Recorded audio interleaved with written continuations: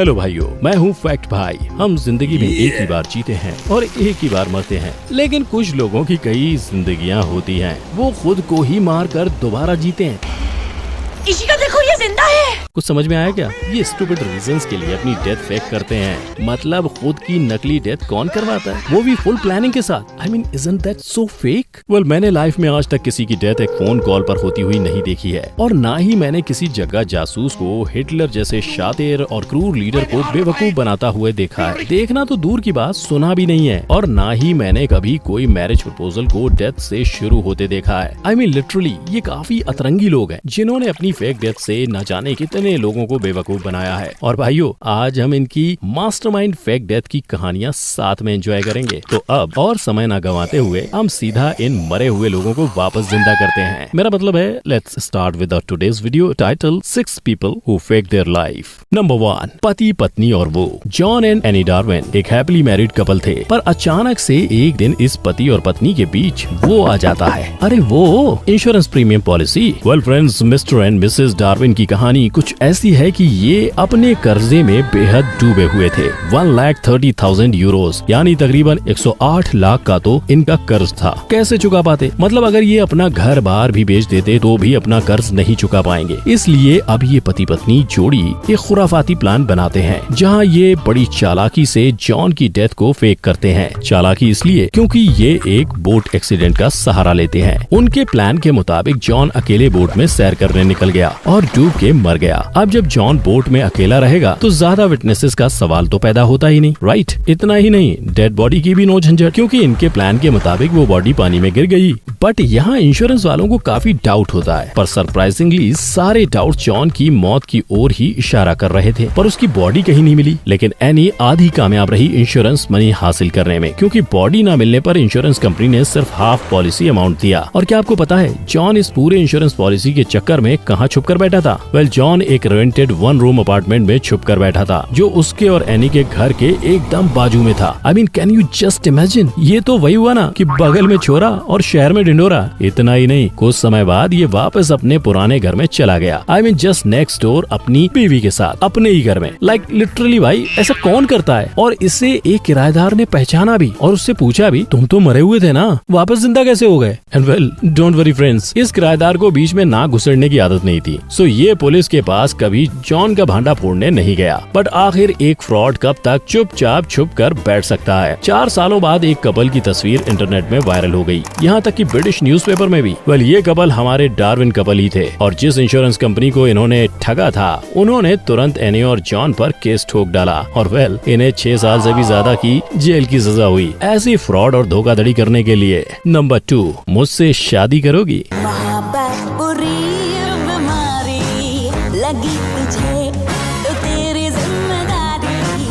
भाइयों, मोहब्बत में आप किस हद तक जा सकते हैं अपने प्रेमिका को पाने के लिए? क्या आप मौत को भी गले लगाने को तैयार हैं? तो वेल, वो आपकी जिम्मेदारी है। ऐसा ही कुछ किया था एक मेकअप आर्टिस्ट, स्क्रीन राइटर और डायरेक्टर ने। ना, ये 3 अलग अलग लोग नहीं, बल्कि एक ही इंसान है जिसका नाम है एलेक्सी बायकोव। और क्योंकि इसके पास इतना टैलेंट है डायरेक्टिंग और स्क्रीन राइटिंग का, इसने अपने फेक कार एक्सीडेंट का प्लॉट सुपर्बली डायरेक्ट किया। मतलब ये रोमांटिक सीन तो आपको जरूर करण जौहर की नेक्स्ट रोमांटिक मूवी में देखने को मिलेगा। एक बेहोशी की हालत में खून से लथपथ एलेक्सी की बॉडी रास्ते पर देखकर उसकी प्रेमिका क्या करेगी? फूट फूट कर रोएगी ना। बस ऐसा ही हुआ। गर्लफ्रेंड को जैसे ही पता चला एक्सीडेंट के बारे में, वो भाग भाग के वहाँ पहुँची, और अब उसके आसपास मौजूद फेक ढोंगी डॉक्टर्स भी अपने रोल में काफी घुस चुके थे। जैसे ही उसकी गर्लफ्रेंड वहाँ पहुँची, उन्होंने उसे बोल दिया, एलेक्सी तो ऊपर चला गया। और तुरंत गर्लफ्रेंड का रोना धोना शुरू। अब इसे अपना क्लू समझकर हमारे मरे हुए एलेक्सी वापस जिंदा हो गया, और पता नहीं कहाँ से बलून्स और फ्लावर्स भी उसके हाथ में आ गए, और बड़े प्यार के साथ खुश होकर अपनी गर्लफ्रेंड को प्रपोज किया, मुझसे शादी करोगी? वेल, कुछ मिनटों के लिए तो गर्लफ्रेंड को काफी जोर का झटका लगा मरे हुए को जिंदा देखकर। फिर उसे सब समझ में आने लगा कि भाई यहाँ पर चल क्या रहा है। और एलेक्सी एक्सीडेंट से तो नहीं, मगर अब अपनी प्रेमिका के हाथों से जरूर मरने वाला था। उसकी गर्लफ्रेंड इतनी गुस्से में थी कि उसका ऊपर जाना तो फॉर श्योर था। बट कसम से फ्रेंड्स, अपने प्यार का इजहार ऐसे कौन करता है? अगर मैं ऐसे करता तो मेरी गर्लफ्रेंड तो मुझे कच्चा ही चबा जाती।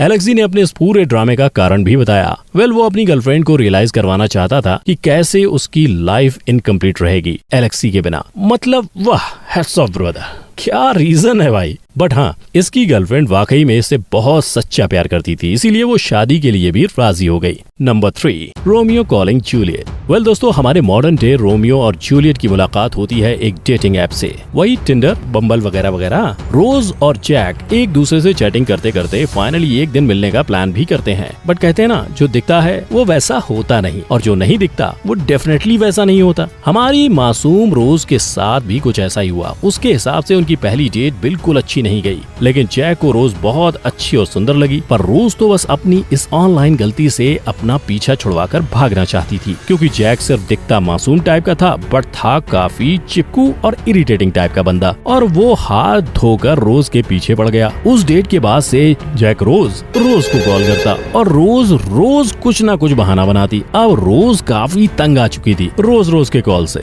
तो उसने अब डिसाइड किया कि वो रोज की बड़ी बहन जेन होने का नाटक करेगी और जैक से बात करेगी। अब जब भी जैक कॉल करता तो जेन बनकर रोज हमेशा कुछ न कुछ बहाना बना देती, कि रोज बीमार है, कि वो हॉस्पिटलाइज्ड है, कि वो ग्रैंड पेरेंट्स के यहाँ गई है, वगैरह वगैरह। लेकिन जैक इतना ढीठ था कि उसे सिग्नल समझ ही नहीं आ रहे थे।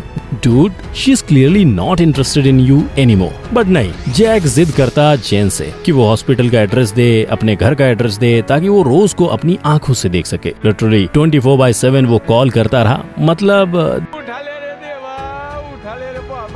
कैसा क्रीपी स्टॉकर है ये। अब रोज अपना पेशेंस खो बैठी। एक दिन तंग आकर उसने फोन पर जेन बनकर जैक से बात की और कहा कि रोज मर गई, और वो फाइनली राहत की सांस लेकर अपनी लाइफ में आगे बढ़ गई। वेल, जैक ने ये खबर सुनकर अब फाइनली कॉल करना बंद कर दिया। सो इस तरह अपने क्रीपी स्टॉकर से जान छुड़ाने के लिए फोन पर ही रोज ने अपनी फेक डेथ की न्यूज दी। और मजे की बात तो ये है कि कुछ समय बाद एक दिन फिर जैक और रोज आमने सामने टकरा जाते हैं।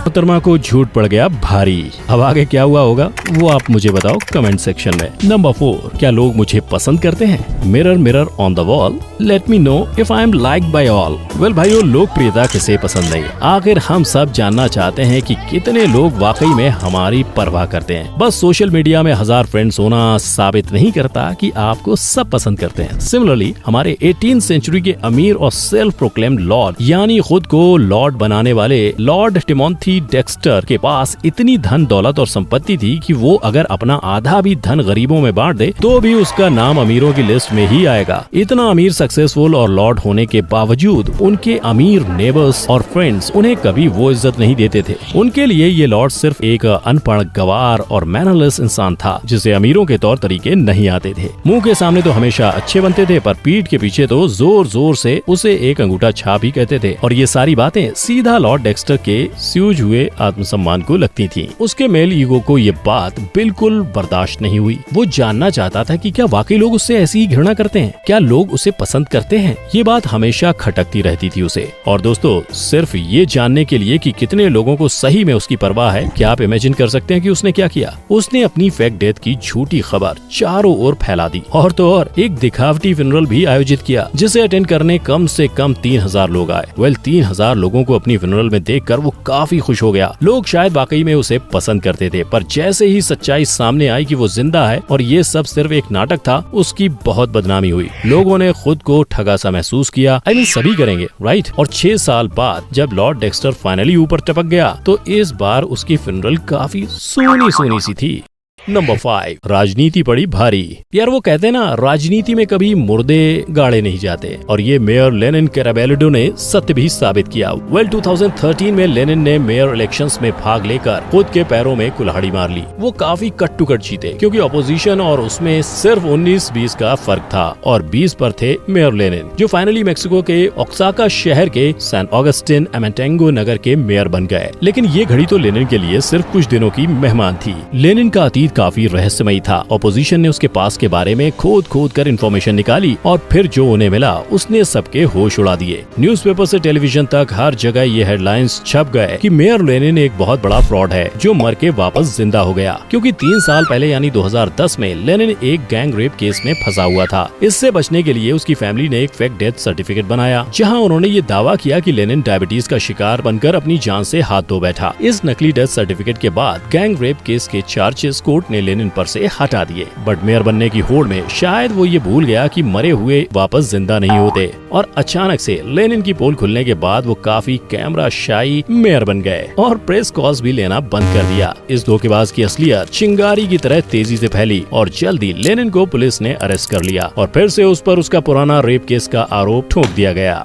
अब इसका बचना मुश्किल ही नहीं, नामुमकिन है। और इस पापी दुष्ट नीच बलात्कारी को अपने कर्मों की सजा मिली। राजनीति का भूत इतना पड़ा भारी लेनिन को कि वो फिर से कभी जेल से बाहर नहीं निकल पाया, बस जेल में सड़ता रहा। नंबर 6, जग्गा जासूस। जासूस जुआन पुजोल ग्रेसिया एक स्पेनिश स्पाई था जिसने स्पेनिश सिविल वॉर में काफी योगदान भी दिया। अब अचानक से वर्ल्ड वॉर सेकेंड के आरंभ से उसने ठान ली कि वो ब्रिटिश आर्मी की सहायता करके ही रहेगा। लेकिन यार अब सवाल ये उठता है कि एक स्पेनिश जासूस आखिर ब्रिटिश गवर्नमेंट को क्यों हेल्प करने चला आया, वो भी जब ब्रिटिश के विरोध में खड़ा हो जर्मनी का क्रूर लीडर एडोल्फ हिटलर, जिसका नाम सुनते ही लोगों की रूह कांप जाती है। वेल फ्रेंड्स, जुआन एक अच्छा इंसान था जो मानवता की भलाई के लिए अपना योगदान देना चाहता था। वो हिटलर जैसे तानाशाह के राज के विरुद्ध था और वर्ल्ड वॉर सेकेंड तो निश्चित ही मानवता को सर्वनाश की ओर ले जा रही थी। ऐसे में जुआन ने डबल एजेंट बनने की ठान ली, यानी वो एक ऐसा जासूस बना जो ब्रिटिश और जर्मनी दोनों के खुफिया जासूस हो, पर उसकी असली लॉयल्टी ब्रिटिश के साथ हो। और ये काम काफी खतरों से भरा था, क्योंकि अगर नाजी फॉलोअर्स को इस दोगलेपन की जरा भी भनक लग जाती तो जुआन की लग ही जाती,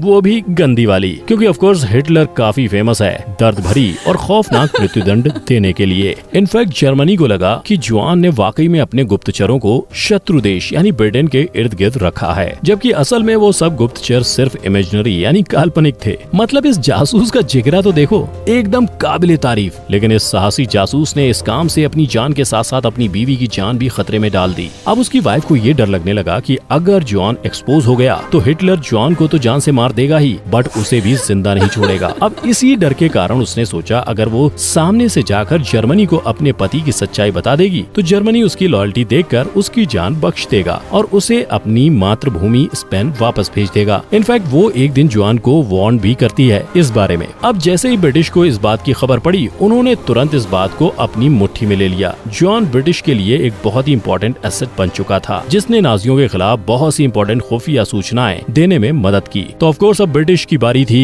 अपने जासूस की मदद करने की। उन्होंने जुआन की वाइफ को ये बिलीव करने में ट्रिक किया कि जुआन पकड़ा गया है और जेल में बंदी बनाया गया है। अब ये सुनकर जुआन की वाइफ हिटलर के पास अपने पति का भांडा फोड़ने नहीं जाती। इस तरह ना बजा बांस ना बजी बांसुरी। जुआन अपनी खुदगर्ज बीवी से अलग हो जाता है और अपना जासूसी का काम जारी रखता है। अब वर्ल्ड वॉर सेकेंड जीतने के बाद जुआन सीधा अपनी मातृभूमि स्पेन नहीं जाता, बल्कि अपनी डेथ को फेक करता है, वो भी वर्ल्ड वॉर सेकेंड में ब्रिटिश को जीतने के बाद। क्यों चौंक गए ना? वेल, जुआन को डर था कि कहीं नाजी फॉलोअर्स अपनी प्रतिशोध में उसे पकड़ न लें, क्योंकि फिर जो होता वो मरने से भी ज्यादा खतरनाक होता। उसने एक झूठी जानकारी का जाल बिछाया कि अंगोला में मलेरिया होने से वो अपनी जान गंवा बैठा और उसके 1 साल बाद उसकी डेथ ऑफिशियली डिक्लेयर भी कर दी गई। वेल, उसका ये सीक्रेट ऑलमोस्ट 40 सालों तक सबकी नजरों से छुपा रहा। लेकिन उसके बाद एक क्यूरियस ब्रिटिश राइटर ने जुआन को फाइनली ढूंढ निकाला और इसकी असलियत सबके सामने आ गई। तो फ्रेंड्स, ये फेक डेथ एक्चुअली में बाकी फेक डेथ से काफी रीजनेबल थी, राइट? जुआन ने अपनी जान रिस्क में डाली और वर्ल्ड वॉर सेकेंड में ब्रिटिश और उनकी सहयोगी दलों की जीत के लिए अपना एक बड़ा योगदान दिया। और रही बात बाकी लोगों की, तो वेल, वो काफी बेवकूफ थे जो दूसरे को बेवकूफ बनाने चल पड़े और खुद ही अपने झांसे में फंस गए। आई मीन, कौन मरने के बाद वापस अपनी लाइफ नॉर्मली जीने लगता है? एंड इनके फेक डेथ्स के रीजंस मुझे लिटरली अपना सर फोड़ देने में मजबूर करते हैं। मुझसे शादी करोगी? क्या लोग मुझे पसंद करते हैं? नहीं करते तो चलो मर के देखते हैं एक बार। मतलब यार, ये भी कुछ भी है। और ऐसा जीना भी वही जीना है। आई एम ग्लैड कि ये सारे पकड़े गए सिवाय जासूस जुआन के। वेल, सिर्फ उनके लिए मेरे दिल में काफी रिस्पेक्ट है।